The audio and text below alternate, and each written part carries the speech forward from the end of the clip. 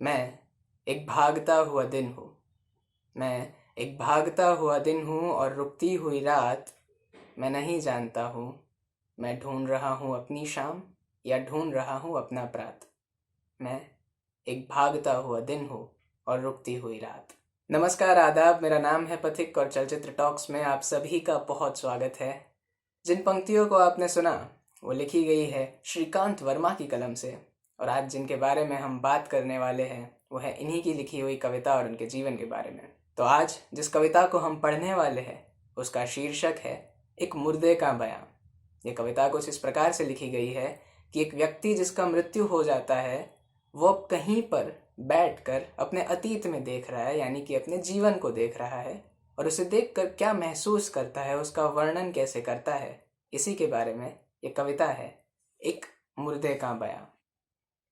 मैं एक अदृश्य दुनिया में न जाने क्या कुछ कर रहा हूँ। मैं एक अदृश्य दुनिया में न जाने क्या कुछ कर रहा हूँ। मेरे पास कुछ भी नहीं है, न मेरी कविताएं हैं, न मेरे पाठक है, न मेरा अधिकार है, यहाँ तक कि मेरी सिगरेट भी नहीं है। मैं गलत समय की कविताओं को लिखता हुआ नकली सिगरेट पी रहा हूँ। मैं एक अदृश्य दुनिया में जी रहा हूँ और अपने को टटोल कह सकता हूँ दावे के साथ। मैं एक साथ ही मुर्दा भी हूँ और उद्बिलाव भी। मैं एक बासी दुनिया की मिट्टी में दबा हुआ अपने को खोद रहा हूँ। मैं एक बिल्ली की शक्ल में छिपा हुआ चूहा हूँ, औरों को टोहता हुआ अपनों में डरा बैठा हूँ। मैं अपने को टटोल कह सकता हूँ दावे के साथ। मैं एक गलत समय की कविता लिखता हुआ एक बासी दुनिया में मर गया था। मैं एक कवि था। मैं एक कवि था।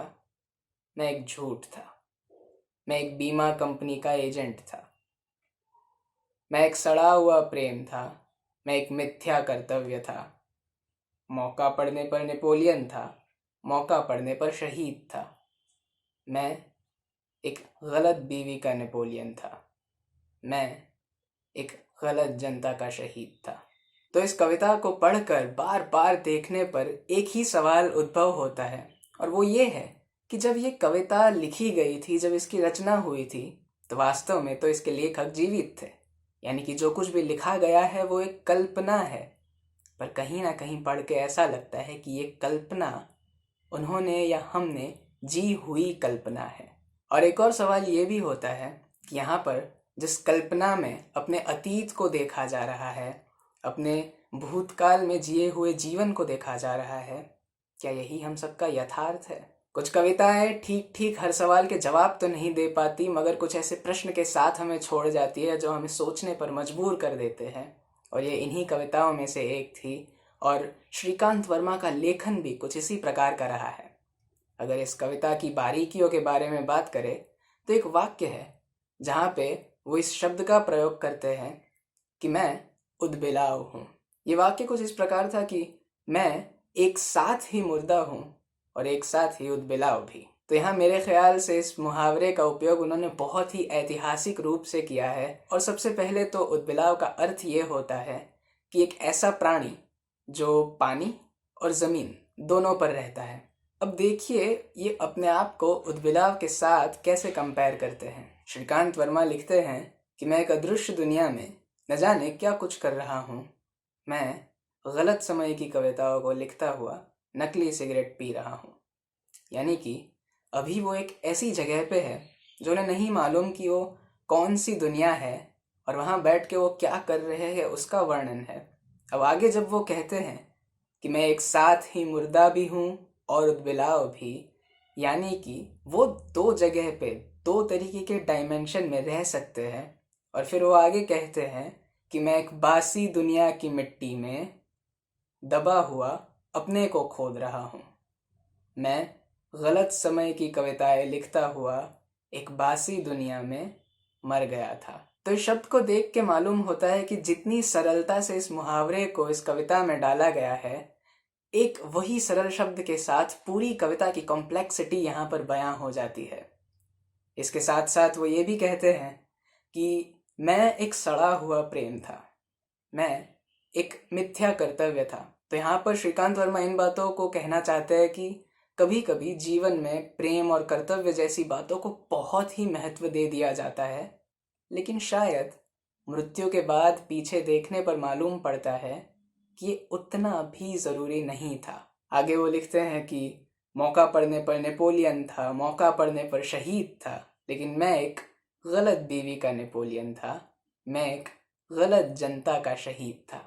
ऐसी लिखावट की वजह से श्रीकांत वर्मा को हिंदी साहित्य के नाराज कवियों में से एक कहा जाता है। उनका एक किस्सा भी ऐसा है कि जब उन्होंने एक कविता लिखी थी जिसका नाम था माया दर्पण, इसे पढ़ने के बाद उनकी माँ जो बिलासपुर में रहती थी वो दिल्ली चली आई थी, सिर्फ ये देखने के लिए कि श्रीकांत वर्मा का ऐसा क्या हाल हो गया है कि वो इस प्रकार की कड़वी कविताएं लिख रहे हैं। और कहीं ना कहीं एक आर्टिस्ट के लिए ये बात एक हल्की सी खुशी दे जाती है कि जब आपका आर्ट पढ़ के या उसे देख के कोई आपको पूछ दे इसकी रचना करते वक्त क्या आप ठीक थे। श्रीकांत वर्मा के लेखन के बारे में बात की जाए तो उनके कविता संग्रह मगध को साहित्य अकादमी पुरस्कार भी मिला हुआ है। और इस कविता संग्रह में एक कविता है तीसरा रास्ता, जो मेरी पसंदीदा कविताओं में से एक है, तो आप उसे भी पढ़ सकते हैं। और इस एपिसोड के अंत में मैं उन्हीं की कविता माया दर्पण से दो आखिरी लाइंस जो है उसे पढ़ना चाहूँगा। नाटक की समाप्ति पर आंसू मत बहाओ, रेल की खिड़की से हाथ मत हिलाओ, नाटक की समाप्ति पर आंसू मत बहाओ। तो उम्मीद करता हूँ कि श्रीकांत वर्मा की ये कविताएं आपको बेहद पसंद आई होगी और आप उनके बारे में और ज़्यादा पढ़ेंगे, उनकी कविताओं को और खोजेंगे। और ऐसी ही कविताएं और कहानियों के लिए देखते रहिए, जुड़े रहिए चलचित्र टॉक्स के साथ। और आपसे जल्द मुलाकात होगी अगले एपिसोड में। तब तक महफूज रहे, आबाद रहे। शुक्रिया।